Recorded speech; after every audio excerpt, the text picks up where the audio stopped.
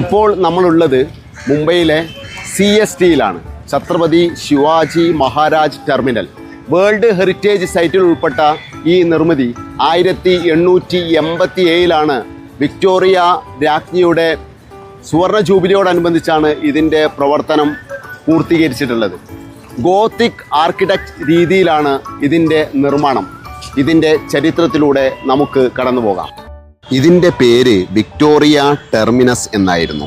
പിന്നീട് 1996 മറാഠ സാമ്രാജ്യത്തിൻ്റെ ധീരനായ വീരനായകൻ ഛത്രപതി ശിവാജിയോടുള്ള ആദരസൂചകമായി ഈ സ്റ്റേഷന് ഛത്രപതി ശിവാജി ടെർമിനസ് എന്ന് പുനർനാമകരണം ചെയ്യുകയായിരുന്നു. ഫെഡറിക് വില്യം സ്റ്റീവൻസ് എന്ന ബ്രിട്ടീഷ് ആർക്കിടെക്റ്റാണ് ഈ മനോഹര രൂപകൽപ്പനയ്ക്ക് പിന്നിൽ പ്രവർത്തിച്ചത്. സ്റ്റേഷൻ്റെ മുകളിലെ വലിയ താഴികക്കുടങ്ങളും അതിനു മുകളിലുള്ള ശില്പങ്ങളും ബ്രിട്ടീഷ് സാമ്രാജ്യത്തിൻ്റെ ആശയങ്ങളെയും ഇന്ത്യൻ പ്രൗഢിയെയും വിളിച്ചോതുന്നു.